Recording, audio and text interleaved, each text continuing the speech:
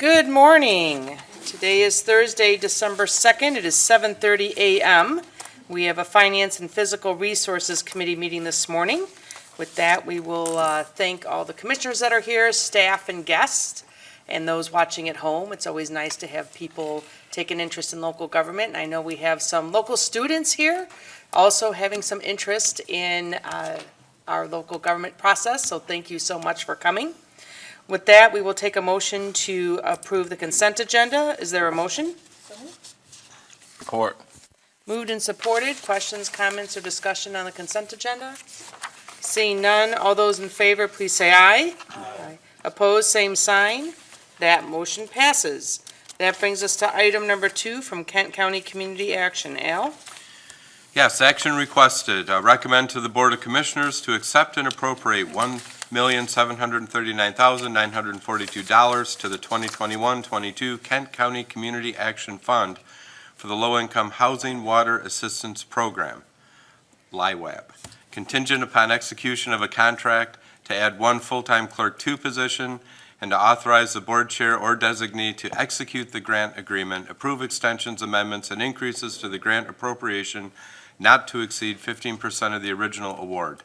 The Michigan Department of Health and Human Services has made $1,739,942 in federal pass-through funds available for Kent County Community Action to administer the LIHWAP program. This program is a federally funded program that was created to provide water and wastewater payment assistance to mitigate the spread of COVID-19. The program includes direct payment assistance for up to 1,487 households during a 2-year period, expecting 743 applications each year. The Clerk 2 position was approved by the Legislative and Human Resources Committee at its November 9, 2021 meeting. If funding is eliminated or decreased, the position will be eliminated unless continuation funding is approved pursuant to the fiscal policy on grants, contracts, and donations. The grant term is November 1, 2021 through September 30, 2023. This action item is an activity related to COVID-19. Thank you. Is there a motion to approve? Motion. Moved by Commissioner Bukowski and support by Commissioner Womack. Questions, comments, or discussion? Yes, Commissioner Bukowski. Sure. Just, I'll see if I can put some coherent words together. Well, I usually can't, but it is so early. Good morning. With this, again, it being federal dollars straight to us, and did some quick math. Throwing staff time in, it's just shy of $1,200 per potential recipient. But how does that $1.7 million break down? How much of it is direct payment to entities that are owed the bills, and how much covers staff time and all of that stuff? There's a caveat in the grant funds that the maximum payment that we can do is $650 per household per year. So that's how we figured the 1,400 applications, approved applications. And so we have a limit of 10% of the grant for administrative purposes. And then there was a 30% of the grant that's support, which means the operations for staff to take all the intake, and the rest is direct assistance. So I believe the direct assistance is like 900 and something thousand. I'd have to get my budget out. Okay, and so then, the payment assistance, is it just to water systems, meaning like City of Grand Rapids, City of Wyoming, North Kent, as opposed to if a family needed septic system assistance? Is that an allowable expense? Septic assistance is not an allowable expense. It has to be a metered account. Okay. And so each one of those providers has to sign off on an agreement with us, a memorandum of understanding. And we've pulled the record, and there is about 40 entities that could join a MOU with us. 40 in Kent County? Yes. Some are mobile home parks that Oh. have their own water systems and things, but Okay. yes, we have about 40. All right, thank you. Hey, anyone else? Yes, Commissioner Antor. Thank you, Chair. Can you just kind of explain how this mitigates COVID, or how it's used to mitigate? Sure. The mechanics of it, I guess. I Right. don't understand. Well, without water, people can't clean, and they can't, the philosophy is that you have to have clean clothes, you have to have clean drinking water, and cleanliness all around. And so this is something that the feds felt was very important to mitigate the spread of COVID, and that's why they put it in the ARP. Could you cite area codes or areas in general that have issues that bad with their water that would not? Grant is for the whole of Kent County. Okay, I guess I just didn't understand we had that kind of a problem with our water, that it could help lead, it might, Commissioner, I think it's more the problem being able to pay for the water rather than the quality of the water, if I'm correct. True.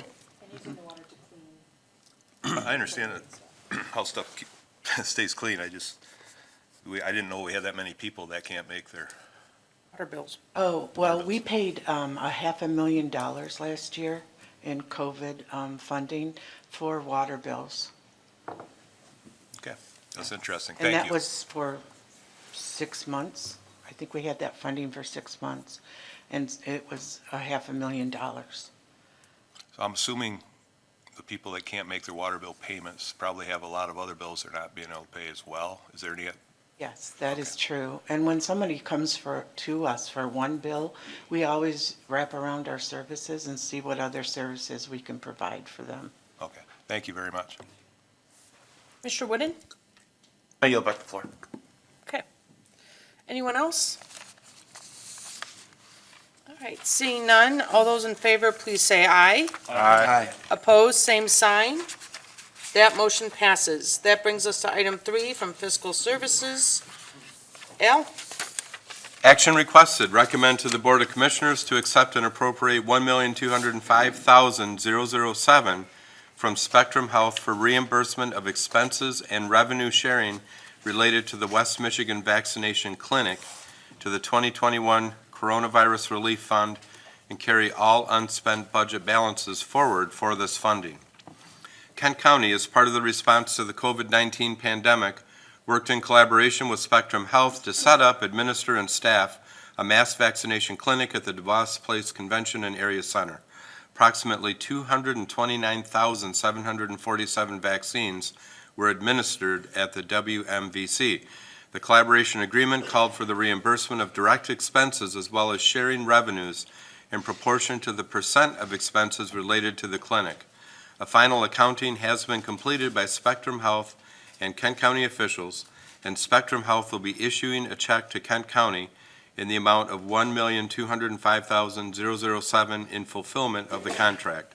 The revenues received will be deposited into the CARES Act Special Revenue Fund and used for COVID-related expenses and/or reallocation of FEMA expenses previously submitted for sheltering of vulnerable populations. Thank you. Is there a motion to approve? Moved by Commissioner Brevi and support? Support by Commissioner Bukowski. And we'll take questions, comments, and discussion.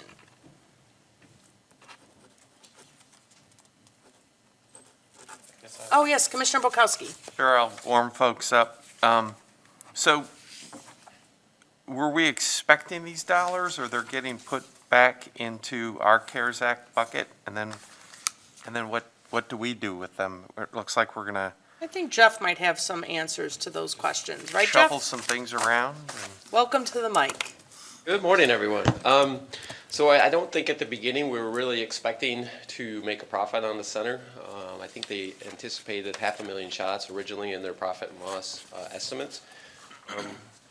And as Al stated, they gave about 230,000 shots, and the reimbursements from insurance were more significant than they anticipated. So that's what resulted in our direct payments back to our expenses, which were about 722,000, if I can read, and then about $500,000 in profit, not quite. We're going to use the funds, so we submitted an application to FEMA last September, for some of the reimbursements for Family Promise and such, and we have not received those funds yet. They've not approved that application. So to free up CARES funds, we're going to do some reallocation amongst the CARES funds and those payments, so we can fully utilize all of the CARES dollars, and then still count on the FEMA reimbursement next year. So it's a little complicated on the math end, but Yeah, without we're- going to the whiteboard, but with this, the CARES Act dollars, do they need to be expended or just obligated by December be 31st? expended by the end of the year. And are we going to have a special meeting on December 31st to approve Nope, things? we've already got the appropriation needed to close out that fund. All right, thank you. Commissioner Womack is next. Yes, my question was along the same lines as Commissioner Bukowski's last one. Our sunset for spending that is going to be December 31st this year. When we were coming to the end of 2020, there were some funds that were earmarked that had to be spent before December 31st, 2020. Could you tell me what the differentiation of those two sunsets on spending those funds are, since they're both under CARES? Sure, originally, when CARES was passed, the spending deadline was 12/30 of 2020, and I believe the last week of the year, last year, they extended the deadline for a year. So basically, it just extended any spending for CARES another year. They have not extended it since, so those do need to be expended by the end of '21. Okay, thank you. Okay, I've got Commissioner Antor. Thank you, Chair. Do you know how many total days DeVos was open for during that time? I don't have that number. I think they closed May 25th was the last day, but they were not open each and every day of that clinic. So. You got the total number of vaccines that were given out. Could you potentially get me the number of days you guys were open? Sure.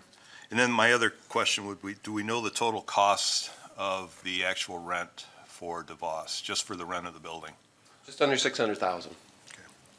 over that, whatever that period of time was? Correct. Yeah, if you could get me those dates, that'd be great. Yep, I think we opened it, they approved the agreement near the end of January.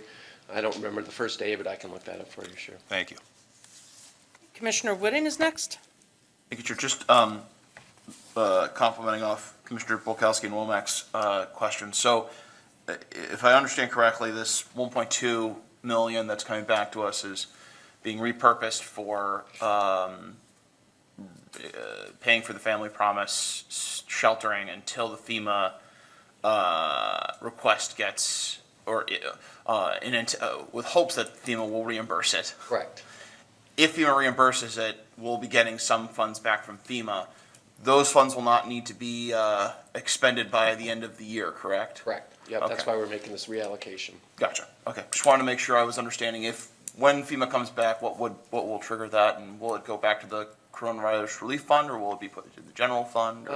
I believe it would go back to not this fund, because this fund will be closed out, but I'm guessing we'll roll it back into the ARPA funding. Perfect. Thank you. Commissioner Breeden. Thank you, Chair. Are we expecting any other expenses to be covered by the other organizations that were part of this? Are we expecting any more reimbursements? We are not, no. Okay. There was 3 organizations, however, the third hospital that was participating, they decided not to be a partner, but a contractor. So Spectrum pays directly out of the, they bill Spectrum monthly, and then they considered that part of their expense, Spectrum did. Hey, anyone else? All right, seeing none, all those in favor, please say aye. Aye. Opposed, same sign. That motion passes. That brings us to item number 4 for public comment. Is there any public that would like to address the Finance and Physical Resources Committee this morning? Seeing none, we will close public comment. That will bring us to miscellaneous. Is there any Commissioner miscellaneous this morning?